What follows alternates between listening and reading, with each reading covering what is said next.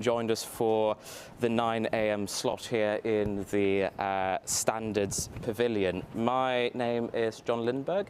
I lead policy and public affairs with ICMM, and I'm proudly here as part of the Consolidated Mining Standards Initiative, CMSI, to discuss the question around continual performance improvements and enhancing transparency in the energy transition and the role that responsible mining standards can play. I am joined so far by two excellent speakers. We'll see if the third one will show. I will ask them to introduce themselves more properly in a second, but I'm joined by Bianca from Vale and Rachel from ICMM, and thank you to both of you for being here today.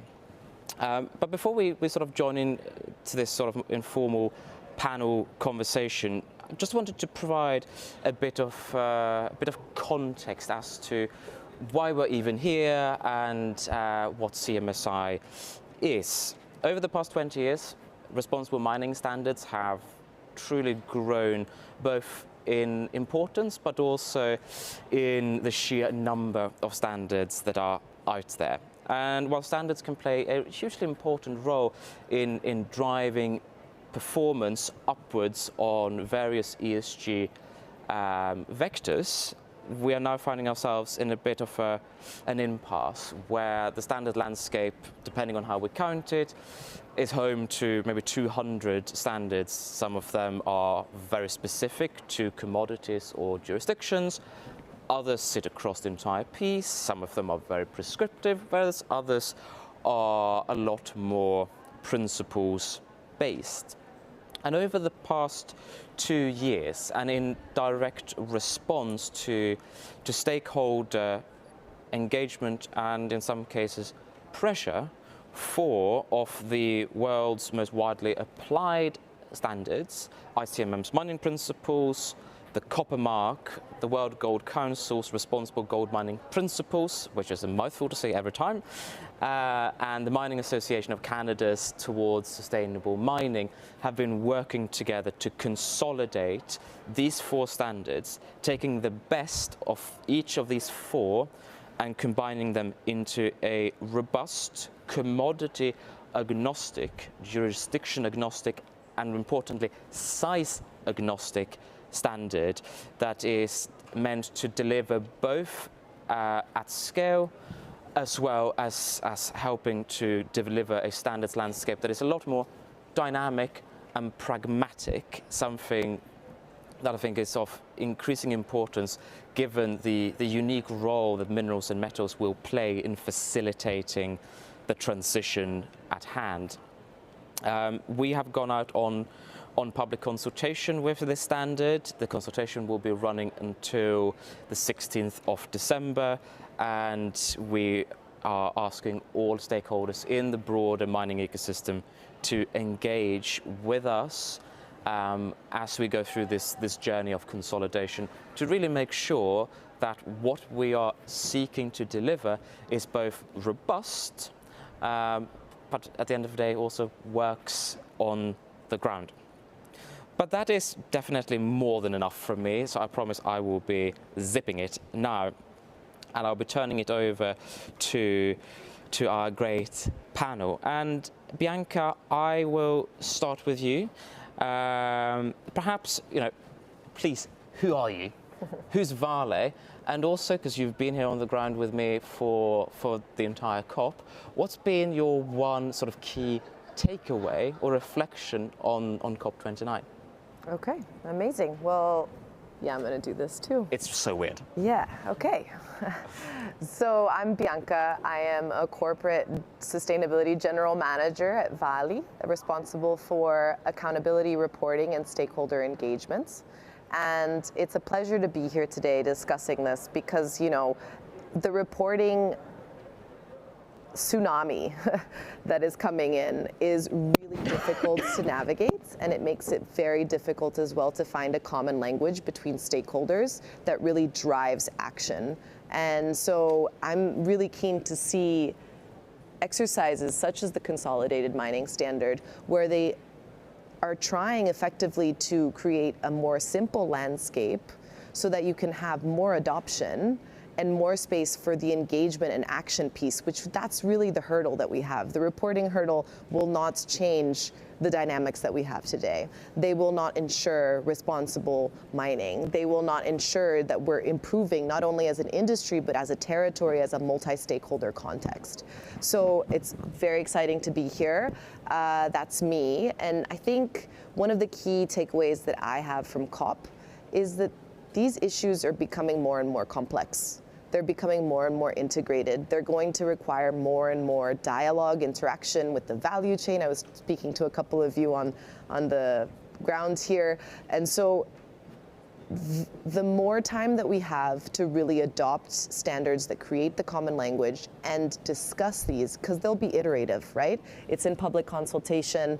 Please engage, but we're going to have to improve it as it moves forward, and it's going to have to adapt to different jurisdictions as well as you have specific relevance over those. Yeah. So that's kind of my key takeaway is these issues are complex, they're integrated, they're specific, and they require deep level engagement to create for that trust and really drive action forward. Beautifully put. Rachel, without giving away my psychologist background, who are you? Who is IUCN? And what is, because you've also been here soldiering on from day one, what's been your key takeaway from COP so far? Thank you very much. So my name is Rachel Asante-Owusu. I am the Senior Program Coordinator in IUCN for Energy Transition and Climate Change, but my main focus is around the energy transition. I've been with IUCN for around 14 years now, and I started my career at IUCN as the focal point for the IUCN ICMM MOU. So I'm very familiar with ICMM and the work they do, and actually I'm really happy to be here because I think it's fantastic. My takeaway from this COP is that we can go away with a real agreement that the issues around climate and biodiversity are integrated. There's a real consensus about that. We have gone from this idea of looking at single solutions to solve single problems to now really looking at integrated solutions. And that's where I think this consolidated mining standard really comes into play.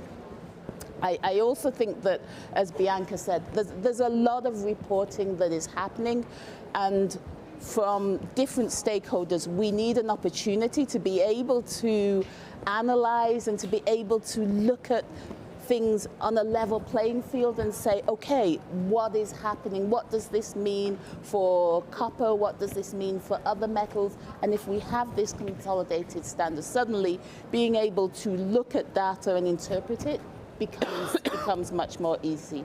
And so the one thing I didn't answer was, what is IUCN? I just assumed it was. But we are the largest conservation organization in the world.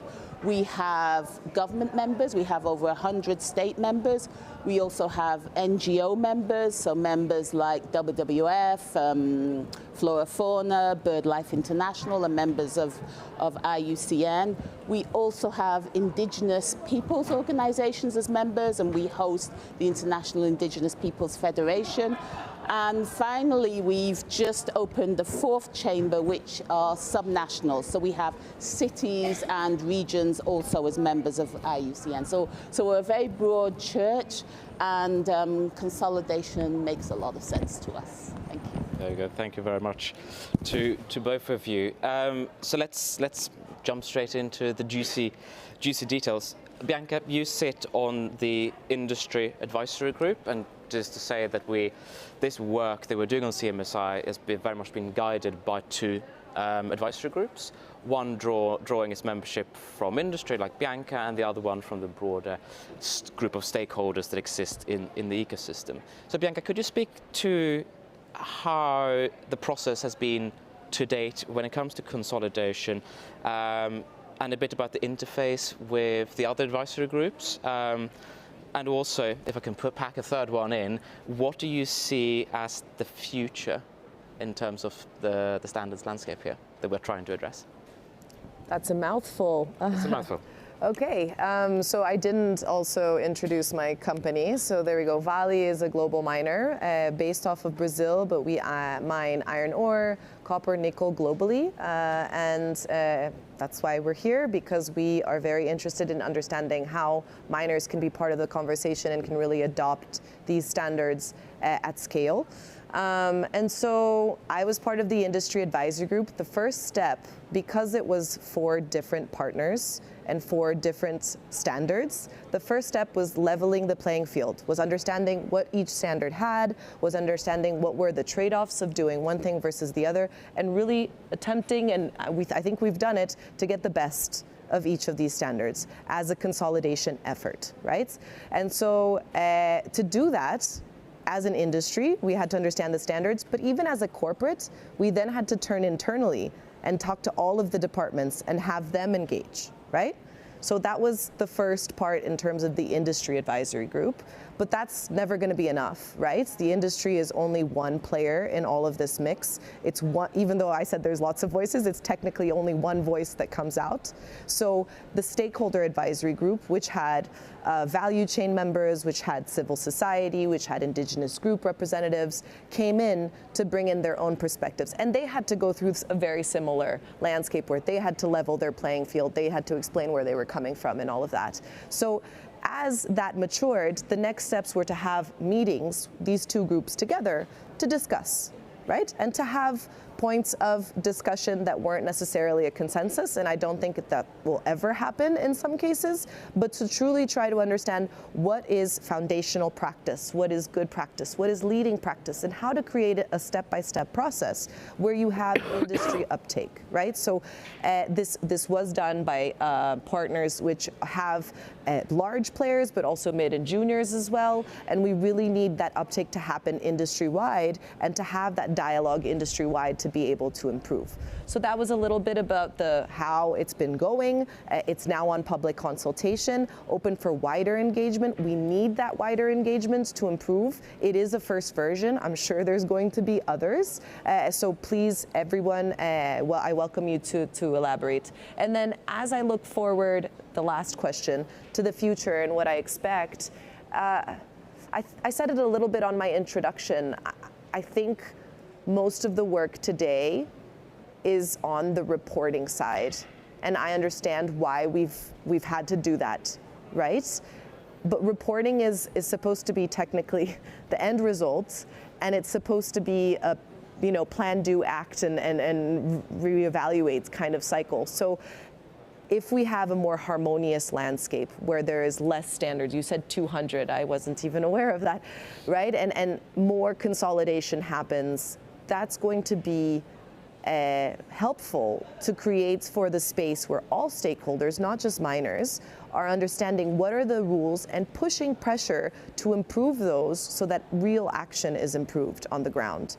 So I think looking forward, that's what I expect, and I hope this is a good first step to get there.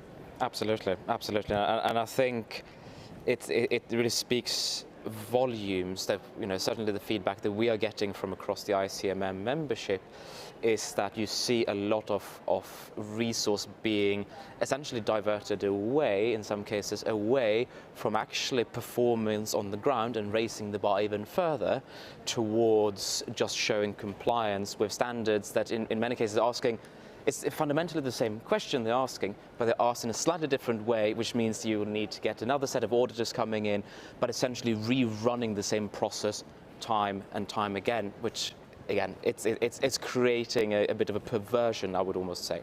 But Rachel, turning it to you, IUCN is one of the world's most prominent international organizations focusing on the protection and conservation of nature.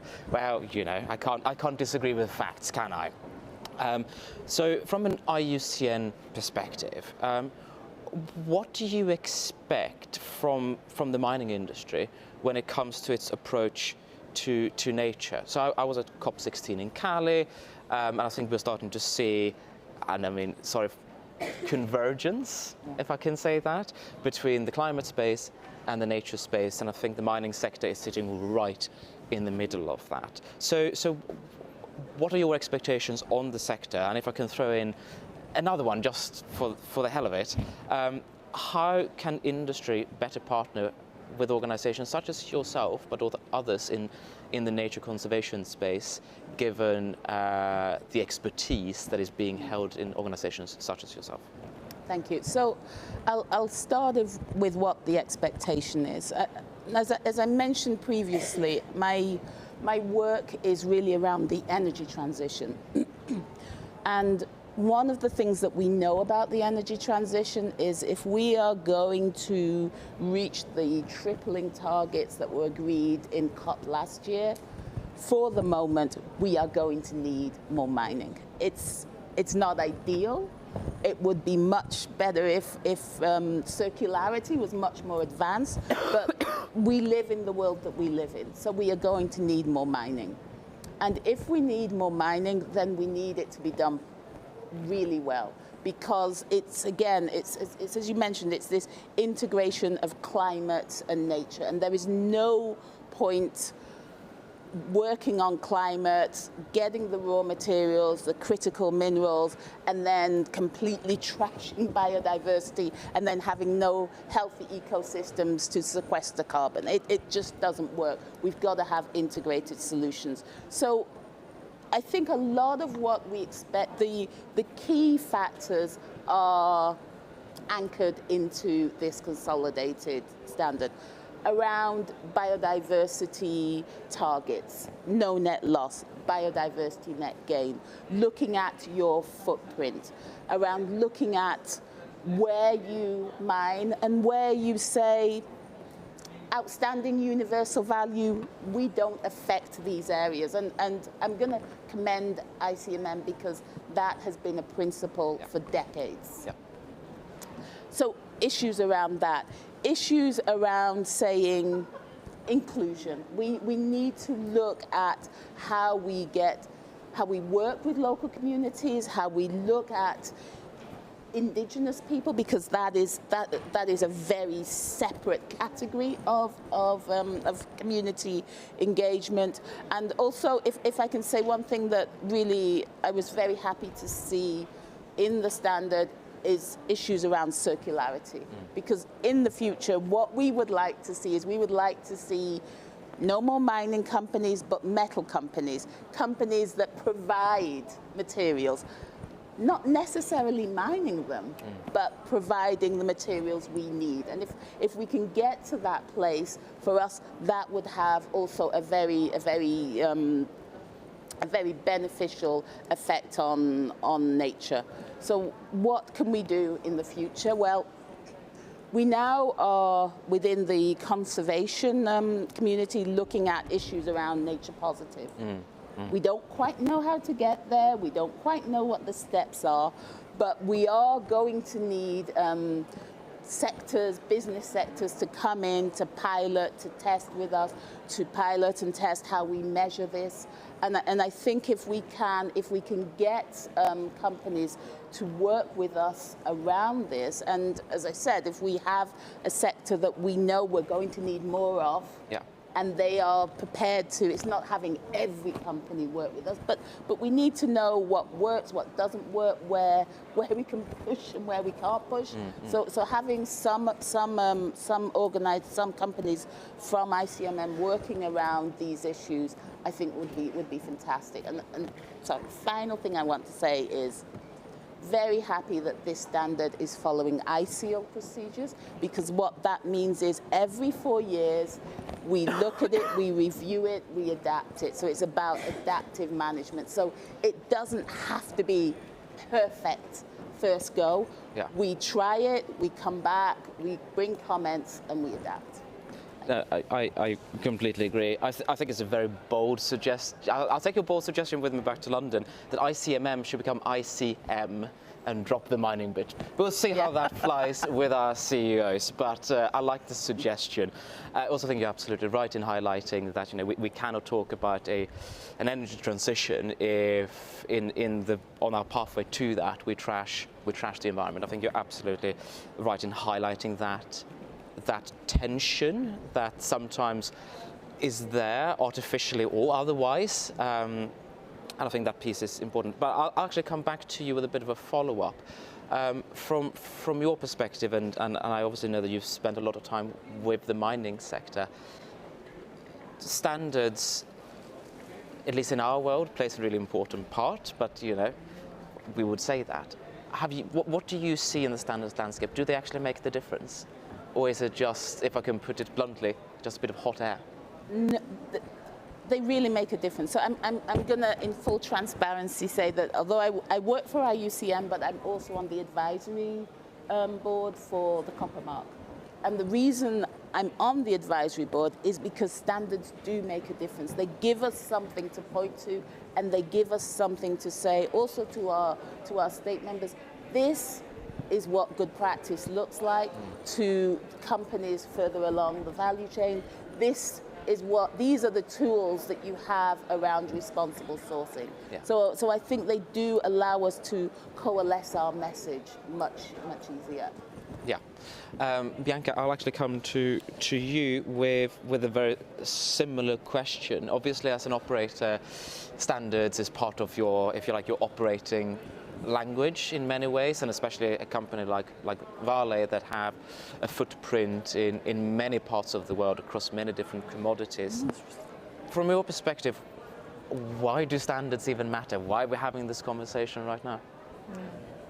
Thank you, John. I mean, we're talking about this, right? The standards create a space for dialogue, a space to have this adaptive planning, a space where you as an operator can address and acknowledge the shortcomings of the past. I think that's really important as well as mining. Why are we doing these standards? Because in the past, these resources have not been responsibly mined. There is room for improvement. There is need for that improvement to adhere to this demand that's coming. So it matters because we need to have rule books and common language to dialogue and improve.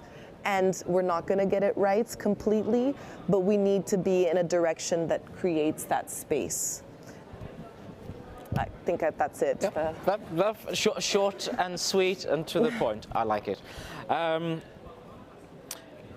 Rachel, as you said, you are with IUCN, but also have been very involved with the Copper Mark. And the Copper Mark obviously looks further down into the value chain. One reflection that I have had not just at this COP, but also with conversations I've been having with stakeholders around the world is this almost like notion that responsible mining should happen, but we know that it isn't normative yet. From your perspective, what role does the broader value chain, and I know we're branching out a bit here now, but what role does the broader value chain play in actually making sure that these practices that should be normative become normative? I think it's crucial. I think we need a societal approach to this. So what I would say is that along the value chain, there needs to be recognition of good practice. We are, for instance, we're talking in the renewable energy sector around non-price criteria and having basic standards to say these actions that have happened further down the value chain should eliminate companies from being within your supply chain. So taking very, very affirmative actions around this. I mean, I suppose the big elephant in the room is when you end up having these price differentials between good practice and what's out there. And we don't have the answers to all of those questions on how to make this level playing field work. But I do think there is there's an option. I'm going to throw a suggestion back to you guys again. Is that previously we had roundtables around contentious issues. We had roundtables around issues around free and FPIC, free and prior informed consent, and how to make that work. And I think maybe we need to start coming back to having some small dedicated roundtable issues around how do we get this level playing field. We've got the standards, so we're starting to get the tools that we need. But what are the roles that the different stakeholders need to play, and who's willing to be in the vanguard and say yes, we'll do it, we'll lead. Yeah, and I think it's a very important point to make, because I think the importance of having these dialogue spaces and where we come together, irrespective of where we sit in the broader ecosystem, that we do come together, that we have these conversations that need to happen in an open, transparent and robust fashion, where we acknowledge at times that there might be some discomfort in the room, but I think I certainly firmly believe that it's in discomfort that growth actually can happen. So instead of closing down these spaces, it's about opening them up and coming together from wherever you sit in that ecosystem. Bianca, I'll come back to you. Maybe also just some reflections on what Rachel has been saying. From your perspective as an operator that is operating according to the responsible standards they are out there, what do you think will be needed for responsible practices to become normative? That this is, it's a base requirement. If you're not operating responsibly, you frankly shouldn't operate at all. Yeah, definitely. The £1 million question, or £1 billion question perhaps. I love the idea of more spaces for dialogue, and to do that in a different way. There needs to be acknowledgement that in the past there wasn't trust maybe for all of these spaces, and so we have to rethink on how to do that.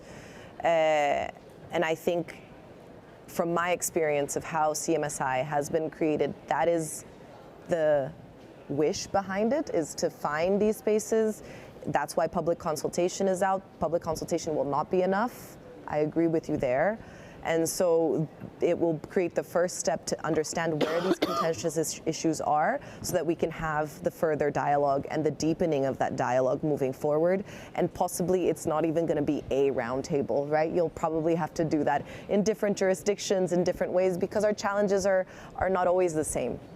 I think the other specific issue that needs to be discussed is how this value chain collaboration is going to happen, right? Yep. We're talking a lot about critical minerals and the demand for those, but not all metals are critical minerals. They have different demands, different pressures, different landscapes to improve. And so having those specific conversations and then bringing them up to a sector agnostic and commodity agnostic standard will be key, right? So in the end of the day, what we're saying is we need adoption of these practices, and we need improvement of these practices moving forward. So dialogue, space for improvement, understanding that we're not going to be at the best possibly in the first step, but also understanding how mids and juniors can come in. I think that is also a topic that we're trying to address with CMSI, and that needs to improve, right? So how can you create for that landscape so that the mids and juniors can explain their challenges and can show where there's need for improvement as well, and be able to have that dialogue with other stakeholders. And I think that's an incredibly valuable point to make, because when you look at the mining industry, we think of it as if you like, a unified industry, but it's not. It's everything from the Vales, the BHP, the Rio Tintos of the world, operating in 30, 40, 50 countries sometimes, with a workforce that runs in the hundreds of thousands of people mining every commodity that is required in the modern economy. So we have them at the one side, and then we go down the entire end of the spectrum, and you have a mining company with, prospectors, so exploration companies, a couple of blokes with a pickaxe and a shovel, to put it very facetiously, and everything in between, and making sure that everyone can be part of that journey, I think is really important. And Bianca, if I can come back to you, because you mentioned it, how do you think that we get the smaller companies on board where perhaps that capacity might not be there in the same way that Vale has the capacity to work with these standards?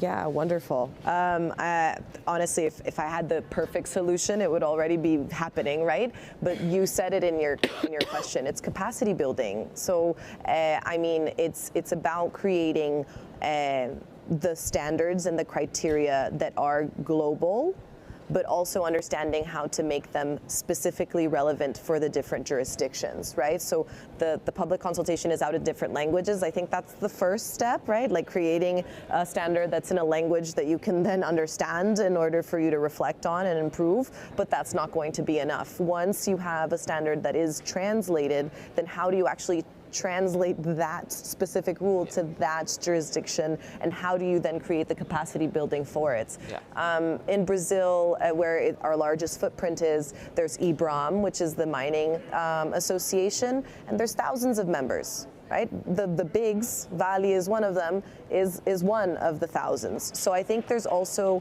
a space for the larger operators to serve as an example, but also to collaborate with the sectors and to be in those jurisdictions and provide for that capacity building together with partners to really ensure that industry uptake. And I think that's a space that we need to engage with.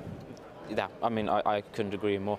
And Rachel, this is now betraying perhaps my lack of knowledge of exactly the inner workings of IUCN, but I would imagine the questions around capacity building will feature heavily in some of your work. Are there any reflections from the nature piece when it comes to working with, say, developing countries or jurisdictions where there are challenges to build that capacity piece? Do you have any reflections on that? One thing I'll say about capacity building is that in my experience, what I've learned is in the beginning of my career, I went in there thinking, this is what I'm going to teach people, this is what they need to know, we need to make sure they reach this level. And I've pretty soon learned that capacity building is a two-way street. You learn as much as you give. Yeah. Because you go and you learn the context, you learn the reasons, you learn the challenges, and you also learn ways of doing things that you haven't thought about before. So I think the key to capacity building is going in there as a two-way street, and being willing to learn as well. And I think there is, as I said, there's a lot to learn around this standard. I think the biggest challenge, if I can say that, is that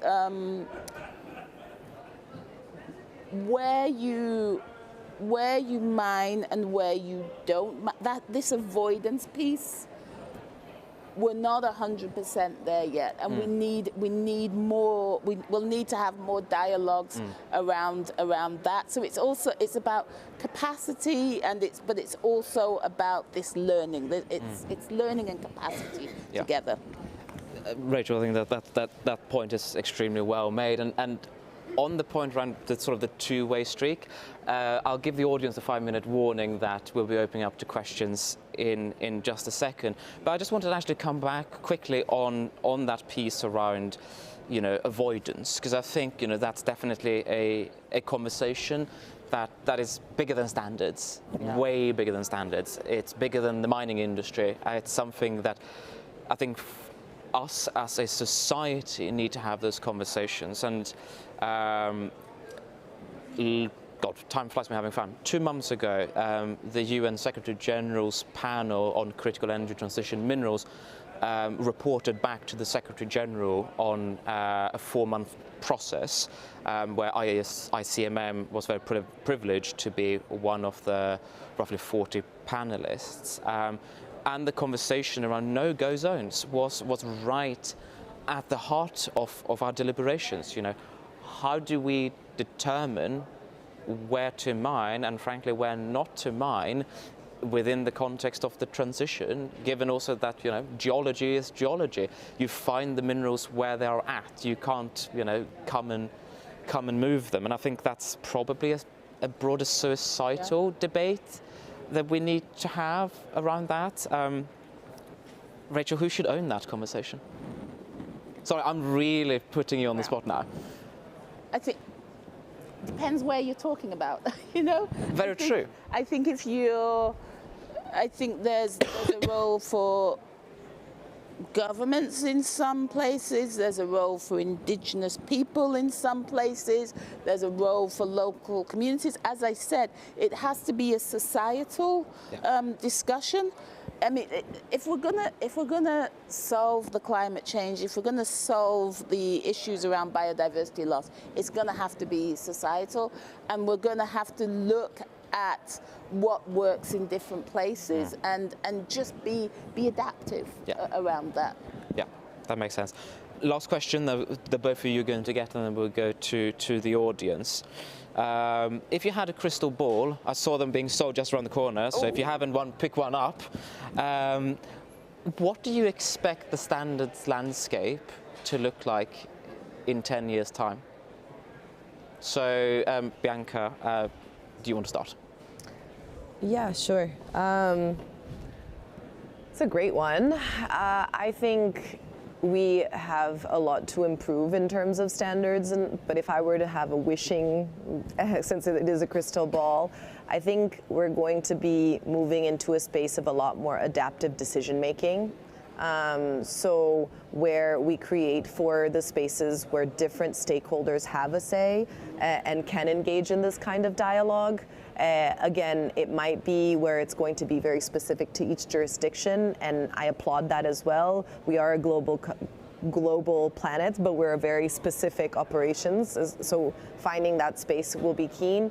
And I hope that with standards like this, the industry, who has its shortcomings in the past, will be able to rebuild trust and will be able to possibly become metal companies. And maybe I'm stealing your conversation, so I won't go there. But really finding ways to rebuild trust and to operate in a way that's responsible and integrated to the context where they're in. Rachel, do you want to have a stab? Same question. I don't have a crystal ball, so what I'm going to say is what I hope. I'll pick one up and come back to you. There you go. But what I hope is that there's going to be, for sure, there's going to be more consolidation. You don't need a crystal ball to recognize that. But what I'm hoping is that standards are going to be around how the leaders, the best practice coalesce. And what happens is that regulation picks up on what some of the points in the standard. So what's actually happening is that these standards are pushing best practice, which then become normative, which everybody says, well, why isn't that the law? And then it becomes a requirement, and the standards move on, because I've always said, you're not a leader unless people are following you, and so what we're hoping is that people are going to start following the standards. As I say, the standards then become compliance, and we move on. Yeah, I agree, and I'm now going to take the moderator's right and answer the question myself, because I agree. I think the landscape where we want to end up is probably where standards play an absolute role, but I think regulations eventually, there is such a clear role for regulations, and certainly, no industry should be regulating themselves. We should be regulated, and I think I can speak on behalf of all of ICMM's members at least. We want to be regulated because that certainty that it gives us to have a robust regulatory code that is enforced, it makes making business so much easier. It makes sure that we're operating to the standards, pun intended, that we should be held to. On that, I would love to open up the floor for questions. I see Carolina is standing ready with, so we'll start, because I know you have to leave. Thank you. Thank you so much for a very helpful discussion, and it was very encouraging to hear all these important remarks on the need to have the consolidated standards and etc. And I also I can very well agree that we need to have a trust and space for having these dialogues to improve, the responsible mining, etc. My question is that, so basically I'm from LG Energy Solution, which is a battery manufacturer. And as a midstream operator, we see a great need to have the dialogue across the whole value chain. So my question is that in creating sustainable battery ecosystem, I could imagine that you as a miner would have also expectations from the midstream or downstream partners. So I would like to hear what would be the expectations from midstream and partners, and then how we can better help to bring or improve this responsible mining. Thanks. Yeah, I'll take that. Yeah. So I think one of the things that need to be discussed is not only the compliance side, but the incentive side, right? And so compliance is extremely important. No-go areas are extremely important. That's one side of the mix. But if you don't have the right incentives to create for more responsible practices, to improve how that product is being mined and that material is arriving to whatever location it is, really you have a difficulty there, right? You have a conundrum that doesn't move it forward. So you need the stick and the carrots. And so what I think we would love to engage more on this, and we can have a conversation, is how to create those incentives down the value chain. How to make it for not only the value chains of critical minerals, which are in the spotlights, but for other metals as well, right? We need to create the space where there's traceability, where there's incentive, and where there's a push for improvements. And I don't think there's enough spaces for that yet. And the market isn't as mature as it should be. But that's where we need to go to really drive the change. Yeah. Rachel, any thoughts on this from a more maybe copper mark perspective, or you? I completely agree. I mean, I said it before, we need to find these incentives, yeah. There you go. Brian, you want to come in? Daniel. Thank you so much. Thank you, Mr. Lindberg, for hosting this very important event. To the ICN representative, and to, if I heard correctly, Valley representative, right? So my name is Brian Bishkul. I'm Maya Tsutuhil, and I'm here representing Surge Coalition, which is short for Securing Indigenous Rights in the Green Economy. We work with impacted communities where extraction of transition minerals is already happening in some cases, and where it may happen. So Performance Area 14 of the standard speaks about the rights of indigenous peoples. And we have concerns because currently the way it is built in the standard, there is a tiered system. So you have good practice, foundational practice, good practice, and lead-in practice. And so in good practice, for example, it does not fully require that a company obtains free, prior, and informed consent. So in that case, activity is still acceptable so long that you publish a mitigation plan.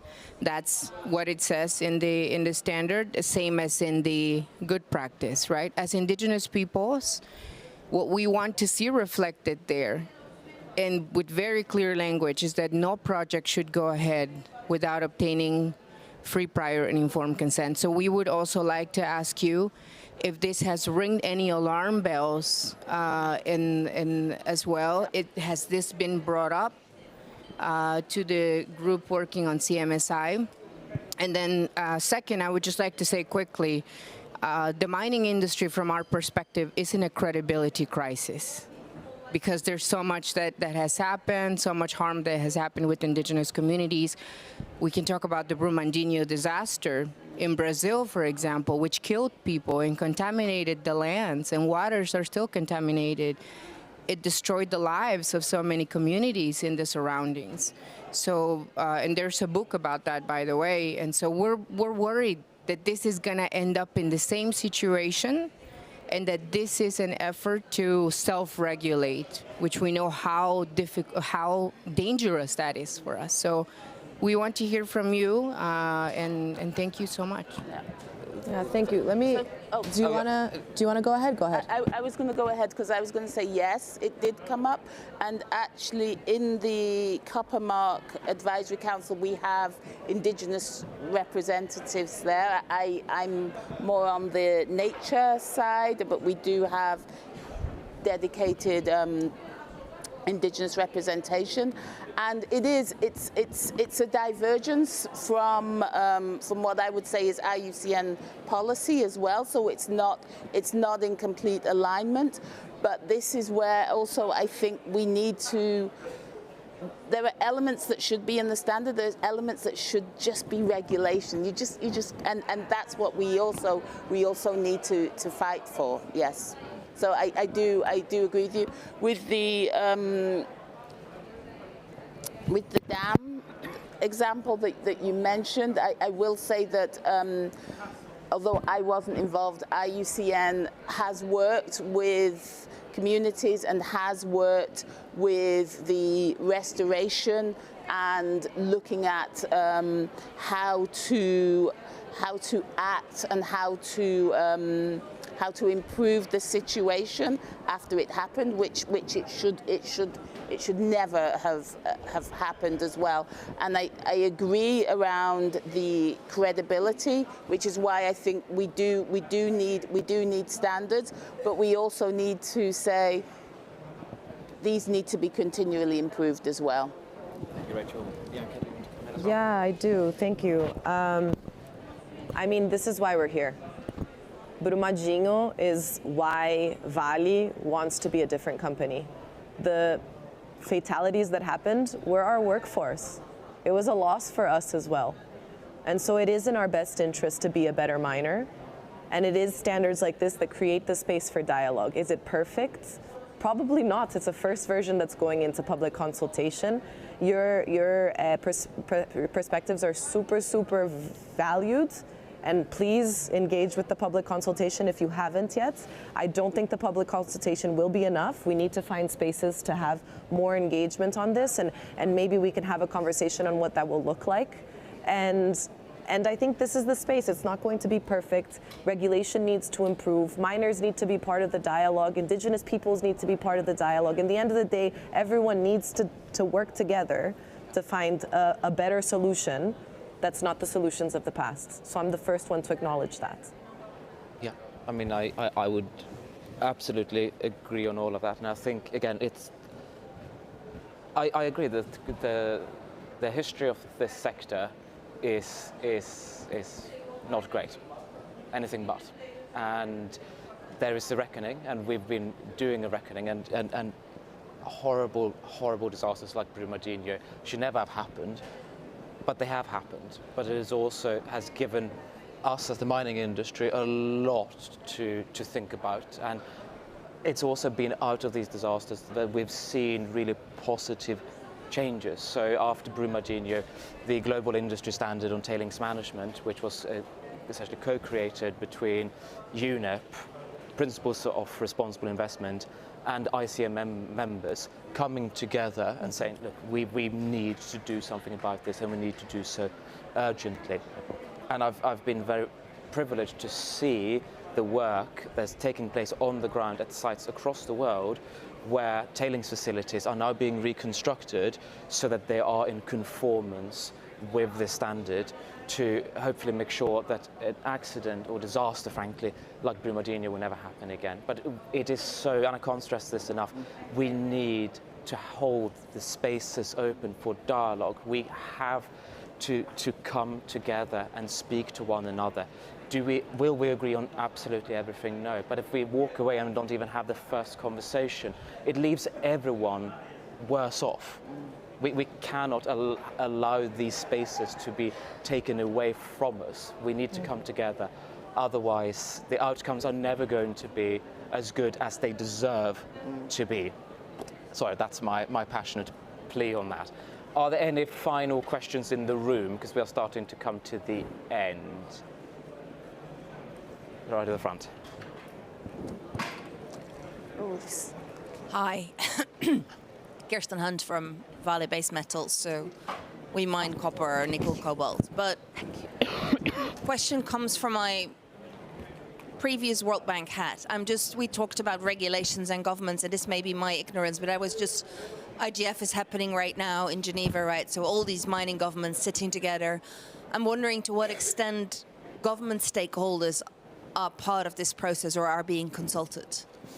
So I'm very happy to speak to that. So governments and IGOs are being closely consulted in this process. They've been consulted before, like we went on a public consultation. Like every other stakeholder groups, we've had consistent outreach and engagement. And now in the public consultation phase, we have continued to provide briefings on CMSI and really engaging with governments from across the world and across the sort of the development journey in terms of maturity of the industry. So everything from the Canadas and Australias to the world, they've been mining responsibly for a long time, to jurisdictions like the DRC, where we know a lot more work is to be done. So we are engaging consistently with government partners to make sure that, again, we get this right and we make it as robust as possible, because as Bianca said, this is a first draft. It's probably going to change quite a bit to the second consultation phase that we're expecting halfway through next year. So thank you for that question. And with that, we are really coming to the end of this session. I would want to open the floor to our two amazing speakers if they got any closing reflections they want to share with us before we wrap up. I would. Sorry, it's awful. Sorry.